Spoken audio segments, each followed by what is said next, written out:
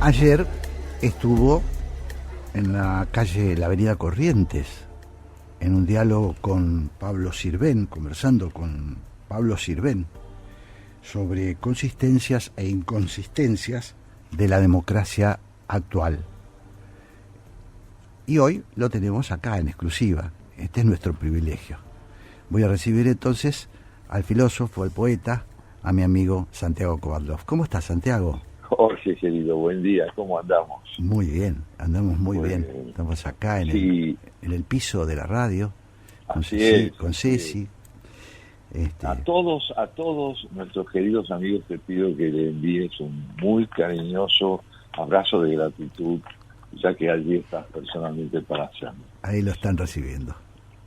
Formidable. Bueno, y quiero decirte que sí, que efectivamente ayer, en la noche de las librerías, la calle Corrientes se pobló de aproximadamente 90.000 personas. Impresionante. A lo largo de buena parte del atardecer y de la noche, y por allí desfilaron en esos escenarios creados para que la gente en la misma calle pueda acercarse a los escritores y a los periodistas que participaron de la reflexión y la celebración del libro, porque esto sobre todo es lo que quiero subrayar inicialmente en nuestro reencuentro aquí en el Café de la República.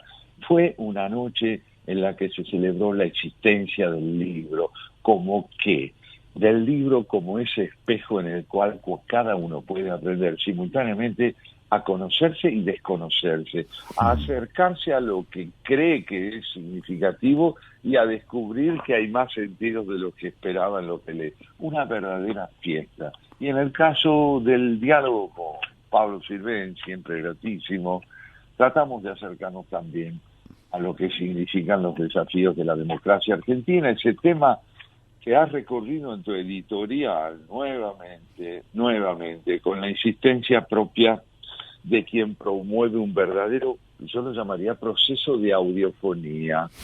Estás combatiendo la sordera política con la insistencia propia de un ensayista, vale decir, de un hombre que trata de discernir en la complejidad de lo que ocurre, lo que es indispensable tomar en cuenta para saber dónde estamos, en qué consiste nuestra contemporaneidad, porque uno advierte a través de lo que vas planteando y de lo que planteó el querido Loris Sanata, y también lo que planteó Martinelli, y después te lo voy a decir, uno va advirtiendo, Jorge, en lo que estás planteando, la anemia de sensibilidad contemporánea que tiene el presidente de la Nación. Es un hombre que ha perdido el sentido del presente, porque no es que se parece a alguien que está equivocado. Lo notable es que lo de él va más allá del error, en la medida en que, como bien enfatizabas en el editorial, no se escucha la voz del otro, de aquel a quien el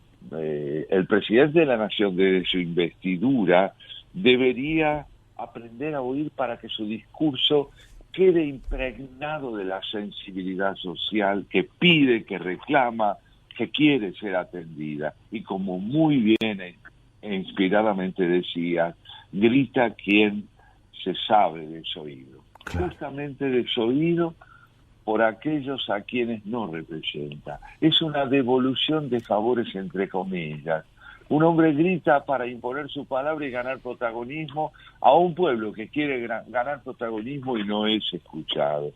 ¿Y por qué? ¿Y porque hemos quedado estancados, ¿no es cierto?, en prácticas políticas sin representación de los dilemas presentes. En ese sentido, volver a oírlo a Loris Sanata, ese aporte que creo que con orgullo podemos decir que hacemos desde Haciendo Pie, fue notable, porque Loris insistía en esto, así lo escuché, veamos qué te parece. Él decía que todo lo que él puede plantear no es sino la visión de un historiador, que un historiador no es un visionario, apenas alcanza a advertir, apenas subrayado, ¿no?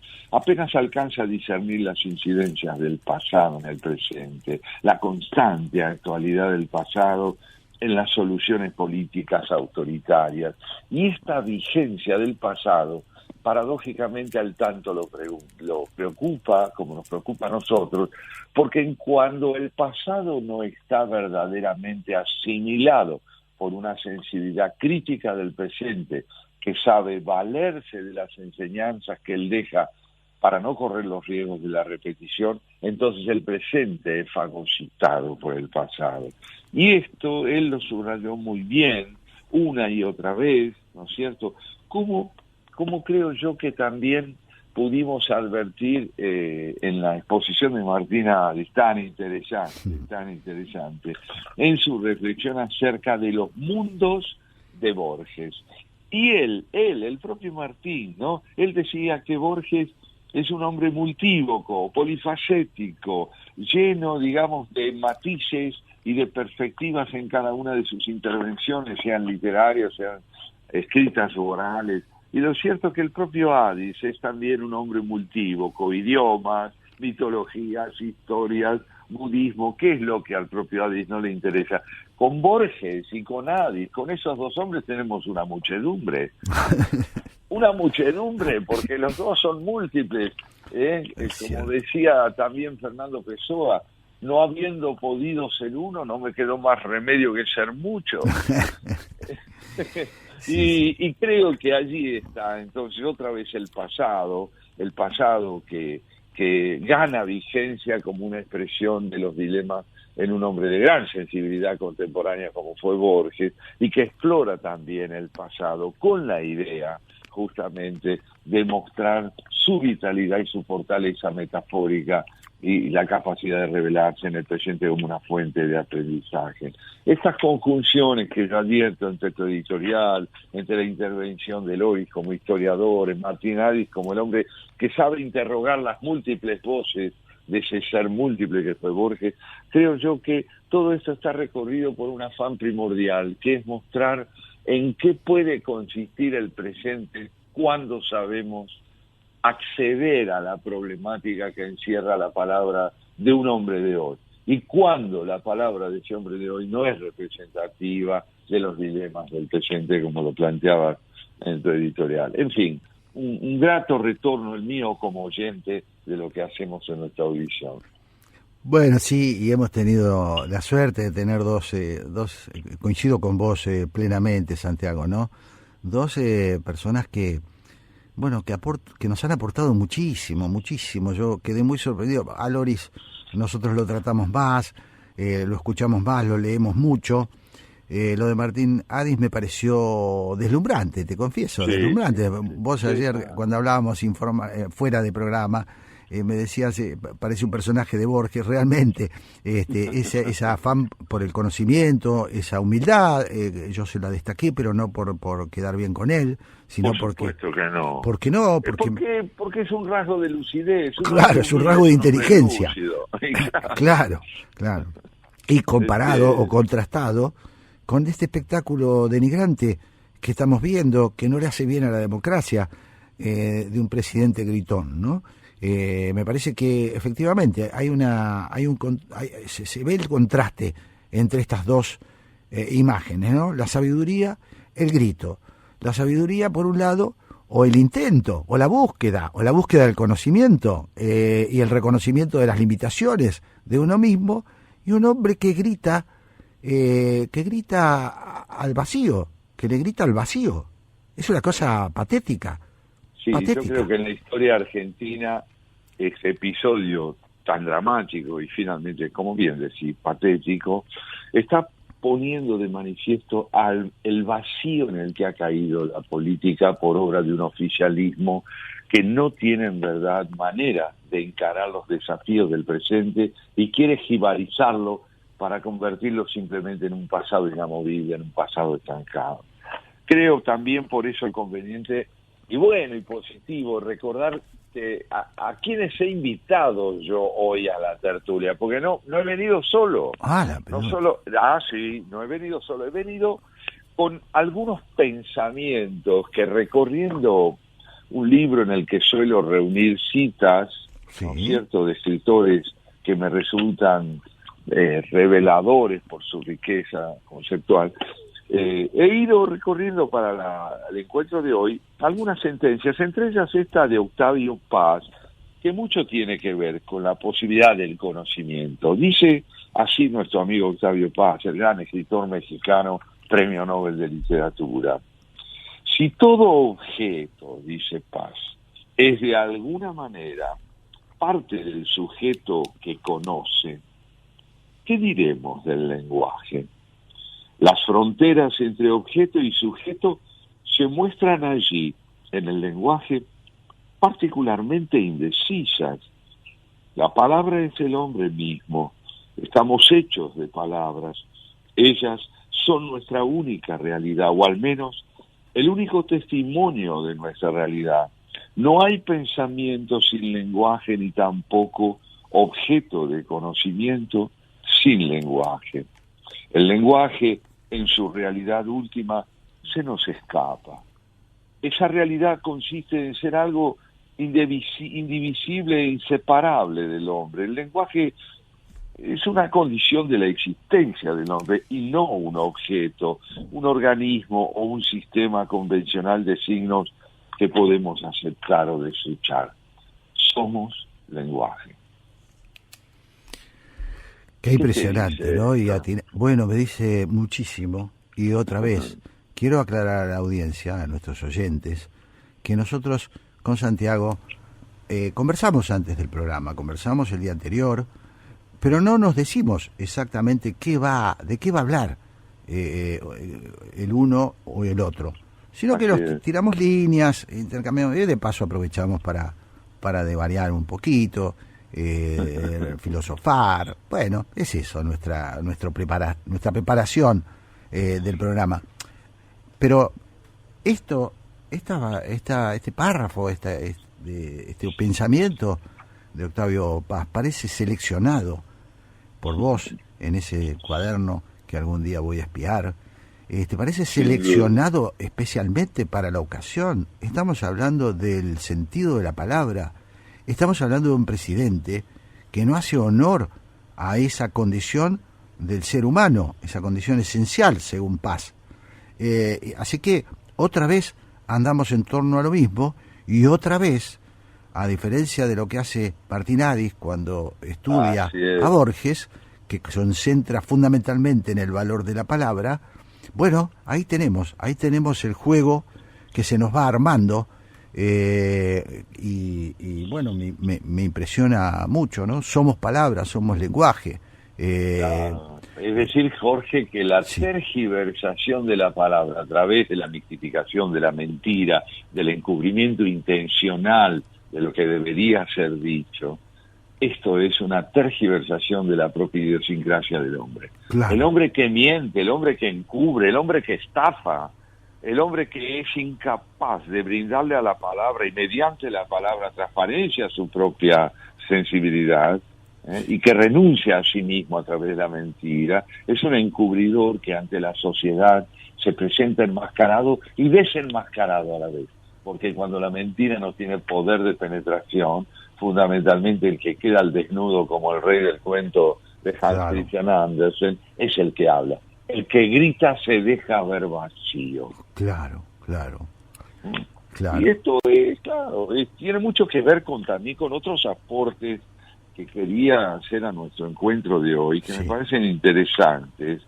Cuando lo leemos a otro grande de los sudamericanos, a Mario Vargas Llosa, el peruano, el gran novelista, también Premio Nobel de Literatura, que nos dice esto, mirá, levanta su copa acá en la mesa nuestra y antes de beber nos dice: la grandeza trágica del destino humano no está quizás en esta paradójica situación de que no le deja al hombre otra escapatoria que la lucha contra la injusticia, no para acabar con ella. La grandeza trágica consiste en que el hombre lucha contra la injusticia para que ella no acabe con él.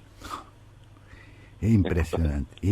Hondo, ¿no? Profundísimo. Claro, no tenemos opción. Eso es lo que está diciendo Mario Vargas Llosa, ¿no? No tenemos opción. Nos sublevamos contra la injusticia porque si no la injusticia termina con nosotros. Eso es. Este es un punto central, Jorge. Vos y yo hemos insistimos en eso en nuestras conversaciones todo el tiempo. Lo que justifica el emprendimiento de la lucha contra la injusticia no es la certeza de que vamos a llegar a derrotarla de una vez para siempre, sino que al alzarnos contra ella, sí, le infundimos dignidad a nuestra existencia, porque no nos resignamos a una derrota que de otro modo sería definitiva, porque comenzaría por una claudicación de nuestra dignidad. Claro, claro. ¿Qué te parece si escuchamos un tema y seguimos con esta selección, esta impresionante selección de autores que hablan de nosotros y hablan de nuestro presente? Así que vamos a un tema. Vamos a escuchar algo.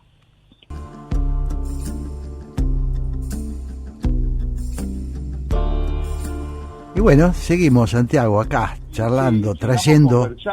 ¿Sabés quién quiere acercarse a nosotros ahora para mostrar la actualidad del mejor pasado y no la vigencia del estéril? Sí, a ver quién es. Un tal, nada menos que Moshe ben Maimónides. Claro. Maimónides, un pensador español, judío, nacido en Córdoba, España, en el año 1138 y que vivió hasta el año 1204 y muere en Egipto, exiliado, pero que tiene, digamos, la posibilidad de demostrar la vigencia de su palabra a través de lo que podríamos llamar el elogio del espíritu crítico.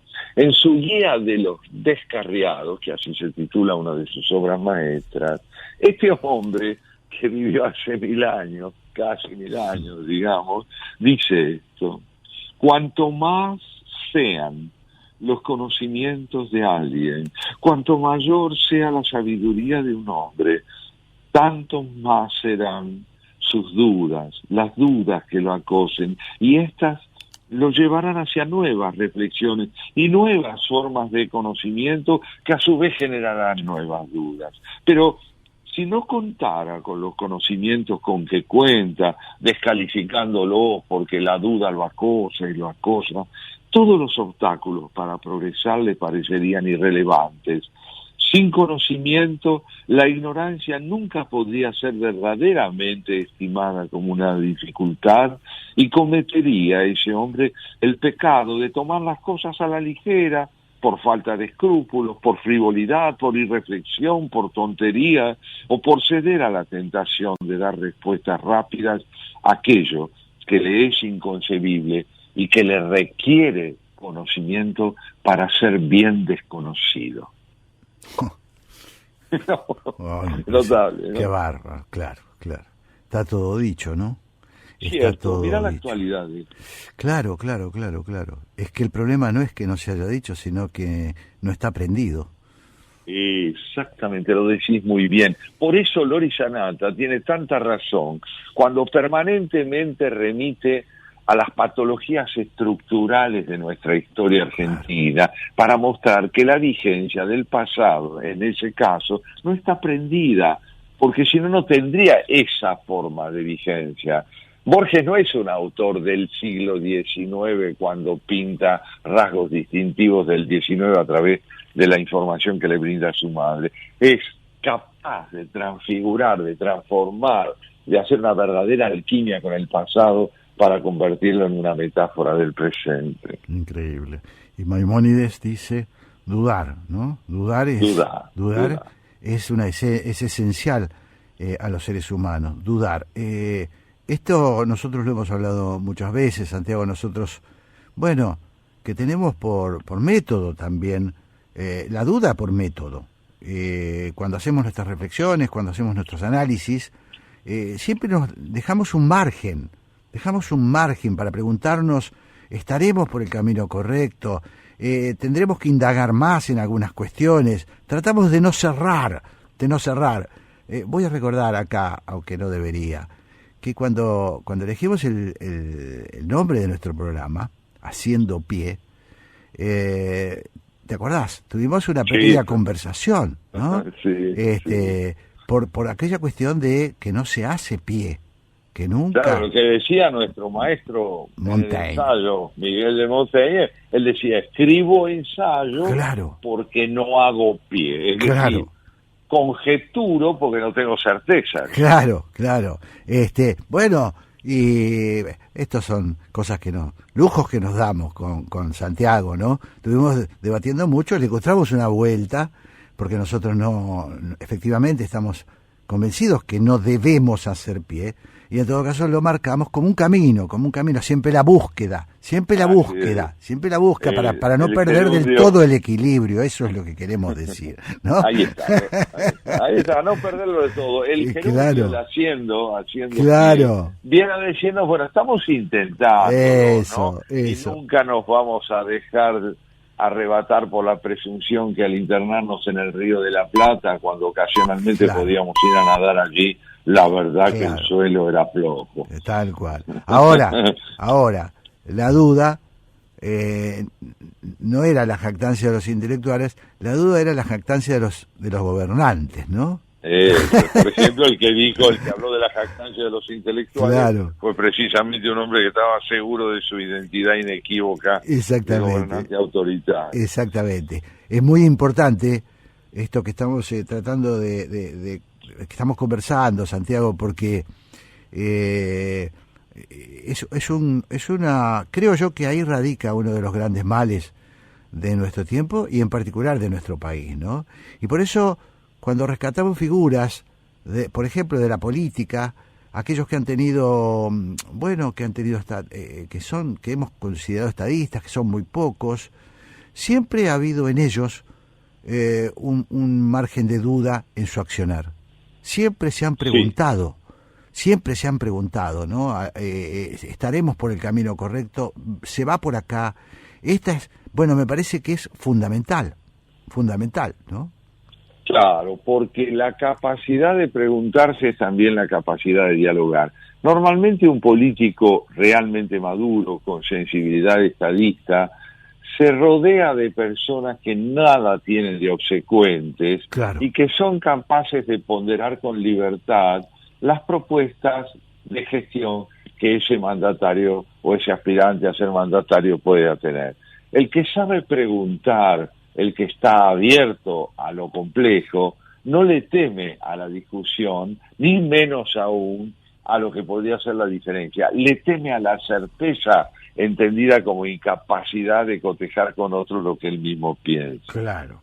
¿No? Y acá tenemos algo muy interesante también, otro que viene a pedir la palabra, es nada menos que Goethe, el gran escritor alemán de fines del 18, principios del 19, el autor del Werther. Mirá qué dice: lo que por herencia tienes u obtienes de tus padres, adquiérelo tú para poseerlo. O sea, no solo te limites a recibir lo que te dan, porque si no transformas lo recibido mediante tu propia creatividad, nunca podrás recibirlo. Bueno, acá hay otra enseñanza enorme, ¿no? Otra enseñanza enorme que tiene que ver, con aquello del ser, ¿no? De ser. Y para ser, se trata no solamente de recibir aquello que nos viene dado, sino de eso transformarlo en algo, utilizarlo. Bueno, me parece también muy, muy provechoso y también una gran lección política, ¿no? Eso, una gran lección política. Imagínate vos, o hablemos 2 minutos sobre la herencia de un Sarmiento, de un San Martín, de un Belgrano, sobre ese capital de posibilidades extraordinarias que provienen de estos 3 hombres que supieron infundirle a la Argentina un perfil de posibilidades tan fascinantes que lo llevaron al propio Alberdi a decir que la Argentina era ya en los primeros 30 años de su historia un país de vanguardia que señalaba las posibilidades de que toda América Latina encontrara un ejemplo de cómo desplegar sus potencialidades. Esa herencia formidable, ¿hasta qué punto, por ejemplo, la de la educación, no fue malversada después de haber sido tan fecunda? ¿Hasta qué punto lo que supimos heredar de esas tres verdaderas personalidades creadoras en el campo de la organización nacional pudieron ser malversadas por la demagogia política en el curso del siglo XX. Claro, claro, sí, sí. Bueno, ahí estamos, y siempre girando en torno a lo mismo. Nosotros porque trasladamos estas cuestiones a las preocupaciones que creemos que no son solo nuestras, sino que están instaladas en la sociedad argentina, que hacen a nuestra maduración, a nuestro deseo de salir de este estado de parálisis en el que se encuentra el país y a veces de retroceso, ¿no? Entonces sí, me parece fundamental cómo procesamos también aquello que recibimos, aquello que nos es dado, si lo aprovechamos, no lo aprovechamos. Daría la impresión que estamos dilapidando, por lo menos en materia pública, buena parte de eso que hemos herencia, de esa herencia, ¿no? Sí. Y también, claro, la reflexión contemporánea ha hecho con que el pensamiento de grandes ensayistas, entre ellos muchas veces mencionado en nuestro programa George Steiner, sí, el francés de nacimiento, pero hombre de lengua inglesa y que desplegó en lengua inglesa una obra prodigiosa, sí. Él plantea algo que también me parece muy importante, y es que progresar está lejos de ser una experiencia que consista en aniquilar los problemas para vivir en un mundo de soluciones definitivas. Claro. No, quien progresa a la vez genera problemas, nuevos problemas, y de veras progresa realmente. Y así lo dice él. Mirá, las bibliotecas, museos, teatros, universidades, centros de investigación, dentro de y por medio de los cuales tiene lugar primordialmente la transmisión de las humanidades, pueden florecer junto a los campos de concentración. Esta simultaneidad, ¿cómo nos interroga, no? Qué fuerte, ¿no? Sí, muy fuerte. Muy fuerte. Claro, ese es el ser humano, ¿no? Ese es el ser humano. Capaz de llegar a la luna, capaz de interconectar el mundo vía internet, capaz de generar las innovaciones más extraordinarias en la ciencia, y en paralelo la violencia la más masacre, arcaica, exactamente. Más desenfrenada y enloquecida, triunfo brutal de la barbarie sobre la civilización en todas las épocas. Esta simultaneidad es toda una advertencia. Entonces, como bien lo decís al meditar lo que nos propone Steiner, no vamos a alcanzar el progreso presumiendo que el hombre se reduce a sus conquistas tecnológicas, ni mucho menos prescindiendo de esas conquistas tecnológicas, sino estando abiertos a la evidencia de que somos bicéfalos, seres capaces, ¿no es cierto?, del encuentro y al mismo tiempo de la aniquilación del prójimo. Esto es muy potente en George Steiner, en toda su obra, y un llamado para que el pensamiento contemporáneo no se extravíe en la jactancia de los logros que pueda tener, ¿no? Claro. Y saber que la vida es corta, que hay un periodo que nosotros transitamos por acá, que el progreso en general se va asentando, pero no al ritmo que nosotros nos gustaría. Ni en todos los órdenes. Ni en todos los órdenes. Y que a veces hay avances y retrocesos. Se avanza un poquito, se retroceden varios pasos. Y bueno, esto es lo que nosotros tenemos que entender para no desesperar, porque hay momentos que desesperamos. Las Sin cosas duda. que estamos viendo en nuestro país, los resabios arcaicos, antiguos que estamos viendo en nuestro país, nos hacen por momentos perder el entusiasmo, ¿no? Pero bueno, ahí viene la palabra de estos sabios que nos dicen hay que avanzar en medio de las dificultades, en medio de los tropezones, ¿no? Vos sabés que de un modo casi te diría de calzador a lo que estamos planteando, Sí. una adecuación total, encontré una reflexión de nuestro querido Juan Bautista Alberdi, Sí. que dice, para que no confundamos el verdadero progreso con la unilateralidad de logros que, siendo fundamentales, no lo son todos, viene él a decirnos esto: la civilización no es el gas, no es el vapor, no es la electricidad, como piensan los que no ven más que la epidermis. Bajo la Comuna de París brillaba el gas, humeaba el vapor, transmitía la electricidad. ¿Qué cosa? Que la flor de París en la iglesia y en la magistratura era fusilada sin proceso, sin crimen, sin interés, sin odio. La Inglaterra del siglo XVIII no conocía el gas, ni el vapor, ni el telégrafo eléctrico, y sin embargo era ya un pueblo tan civilizado como hoy, dice Alberdi a mediados del siglo XIX. Pues allí estudiaba Montesquieu esa misma libertad que un siglo después estudiaba Tocqueville en los Estados Unidos de Norteamérica, ya civilizada también, desde que eran libres, antes de conocer el gas, la electricidad, el eje de la vida postal moderna, tan dinámico, dice él. ¿Por qué? Porque eran libres. La civilización es ante todo libertad. Qué bárbaro, ¿no? Claro. La libertad, hay progresos que no se miden en cantidades, que no se miden en hechos físicos, ¿no? Me parece, bueno, otro concepto.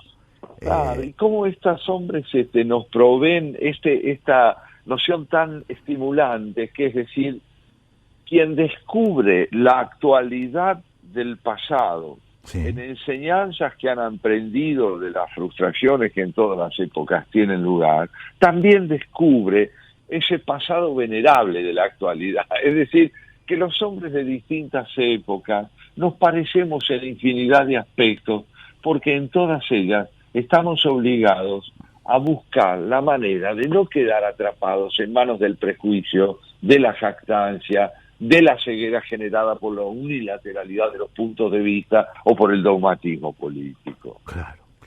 Muy interesante, Santiago, la verdad. Sí, qué gente, ¿no? Mirá cómo se nos llenó la mesa Mirá, de voces fundamentales. sí. Bueno, este es el aporte que nosotros tratamos de hacer domingo a domingo, ¿no? Acá hay un rol fundamental tuyo, Santiago, porque, bueno, conversábamos en privado, ¿no? Estas anotaciones que vos haces mientras estudiás, mientras profundizás en los temas, estas citas que vas registrando son las que hoy estamos ventilando, estamos convidando a nuestros oyentes con ellas, ¿no? Claro, a compartir con nosotros lo que tanto nos conmueve porque nos permite aprender. Y esta emoción es la que lo llevó a Borges a decir esto. Sí. Leer es más civil que escribir, porque quien cede la palabra aprende más que cuando se escucha a sí mismo. Qué extraordinario, qué extraordinario. Sí, que el universo Borges, ¿no? Increíble. El universo Borges, del que hablaba nuestro amigo Adis con tanta devoción, la devoción verdadera de un lector, ¿no? Porque, claro, lo que se advertía en Adis es esa capacidad que él tiene para dejarse asombrar por lo que lee, ¿no?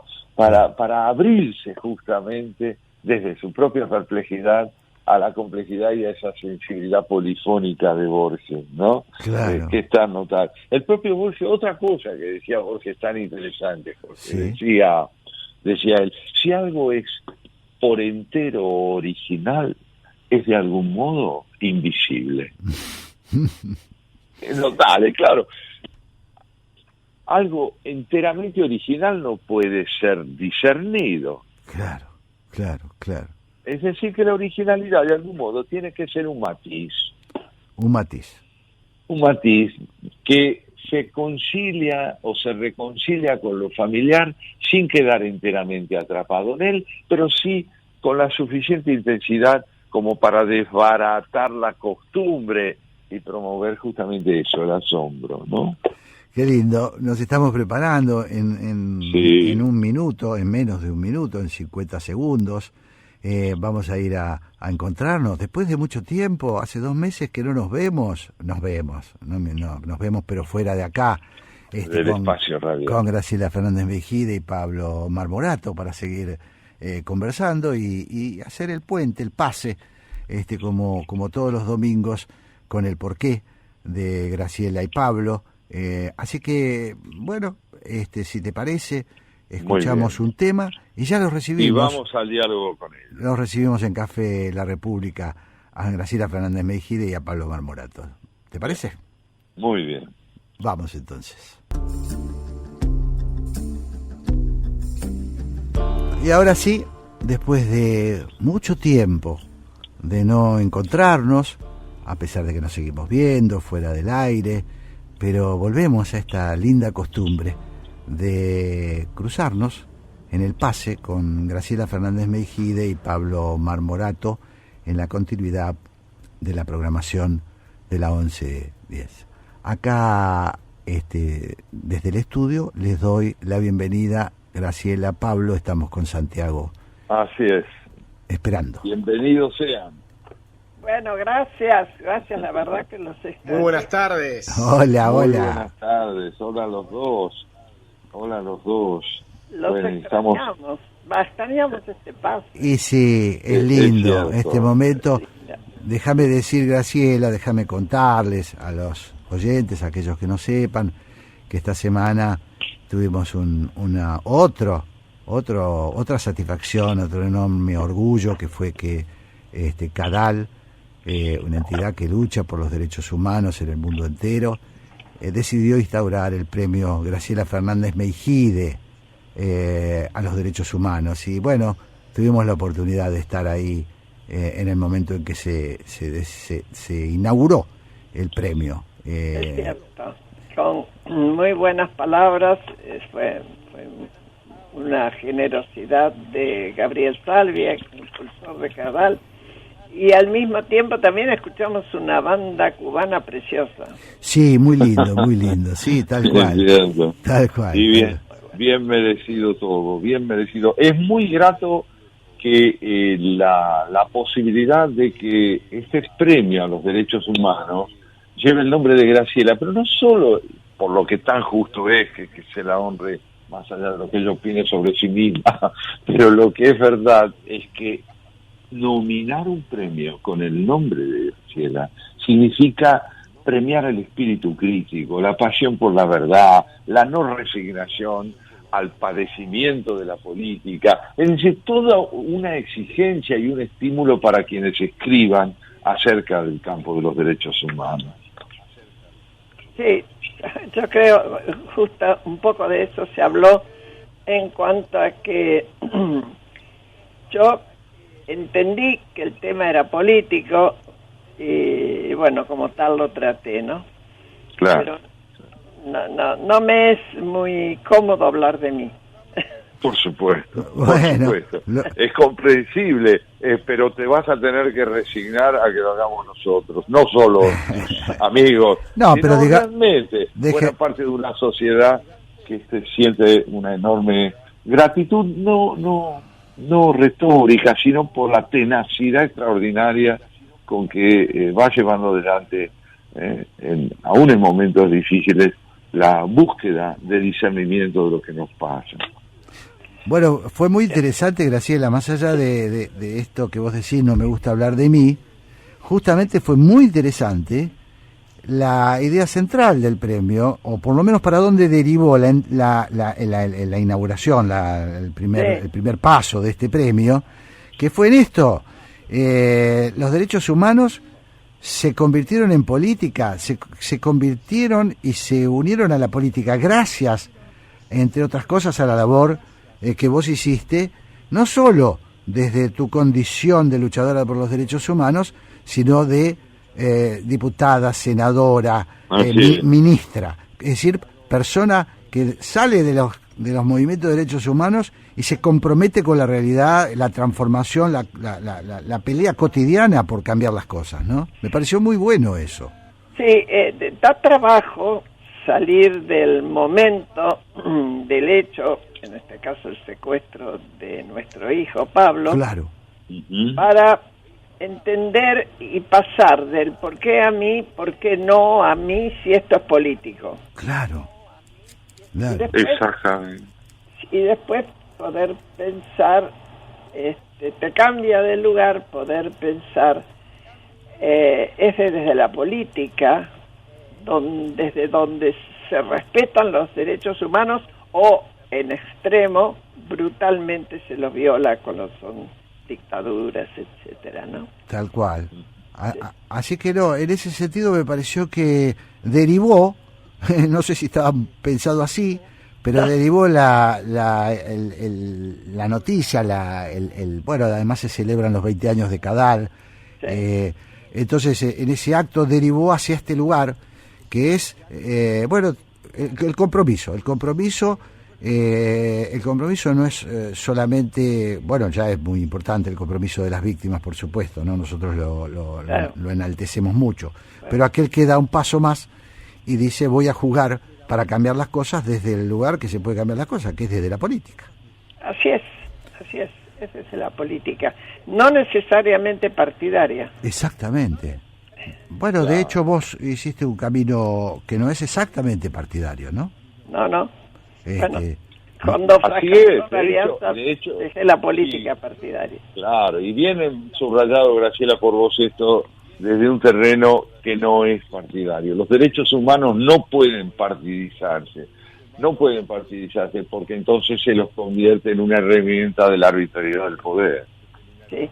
Yo por eso me alegré mucho, y Tito Palermo, que es uno de los que forma el tribunal, lo dijo, cuando escuché a Estela Carlotto en negarse a que el 24 de marzo, que es un día cuando se recuerda la violación brutal a los derechos humanos de la última dictadura, y así se empezó, se la fue convirtiendo en otra cosa, y ahora últimamente se la quería convertir en una denuncia de que la vicepresidenta estaba siendo perseguida por la justicia, justamente, victimizándose. Y salió Estela Carlotto y dijo, no confundamos los tantos. Y también Nora Cortiña. uh-huh. Sí, muy importante. Es un Además, paso adelante, ¿no? Sí, después de fue bueno, muchos fue retrocesos, bueno. después de muchos años de Sí. partidización de los derechos humanos, ¿no? Así es, fue bueno. Así que bien. Las tres viejitas, porque son muchachos. Cumplí Bueno, 92. Así que Sí. O sea, yo creo que tenemos que hacer un curso de introducción a lo que entendemos por vejez, porque está todo muy alterado, con esta militancia. Vos has trastornado lo que teníamos claro, Graciela. Sí, yo tal lo tengo cual. claro. No te preocupes, que yo lo tengo claro. Lo que No te vamos a engañar, ¿no? Decís que por radio no se puede putear. De vez en cuando un poquito. No, bueno, Sí. verla, Graciela, esto se lo digo a Pablo y a Santiago, ya nos estamos yendo, pero verla una vez más a Graciela haciendo ese esfuerzo, hablando con esa templanza, otra vez nos dio una clase Graciela en la designación de los premios que llevan su nombre. Siempre es muy lindo, Graciela, siempre es muy Gracias. lindo. Siempre muy lindo. Y efectivamente uno se olvida de la edad, por eso le hacen padecer a Graciela estas cosas. En días de altísimo calor, siempre que hablamos me dice, esta es la última vez que voy porque no aguanto el calor. Pero bueno, nosotros te queremos tener ahí, escucharte. No puede su genio. Exactamente, no puede con su genio. Así que la vamos a seguir convocando. Bueno, ¿cómo viene? ¿Por qué? Viene con dos amigos, Eduardo Amadeo y Marcos Novaro. Muy interesante, muy bien. Vamos a analizar dos aspectos de la política. Una, lo que tiene que ver en general y sobre todo en particular qué está pasando en un momento, uno de los aspectos de que vamos a hablar con Amadeo, qué está pasando en el campo con esta sequía, las consecuencias políticas claro. que eso trae, sociales, etcétera, y con Marcos ver todo este cachivache que presenciamos los tres últimos días, y a ver si entendemos algo, ¿no? Bueno, les deseamos mucha suerte con Santiago. Graciela, Sí, así es. vamos a confesarle a Santiago y a Jorge, que no estuvieron durante febrero, merecidas vacaciones. Jorge, con Graciela nos prometimos durante febrero tratar de no ir hacia el análisis político por el ruido, que la verdad nada concreto, todos pareceres, pero este discurso en la Asamblea Legislativa del presidente, dijimos, vamos a tener que volver en forma anticipada en marzo con el análisis político, porque bueno, así lo es. Está así muy que, bien. Bueno, les deseamos lo mejor. Nos encontramos el domingo que viene. Santiago, un abrazo grande. Graciela, Pablo. Gran cariño a Graciela Un y abrazo. Pablo. Buen programa. Gracias. Hasta pronto. Chau, chau. Adiós.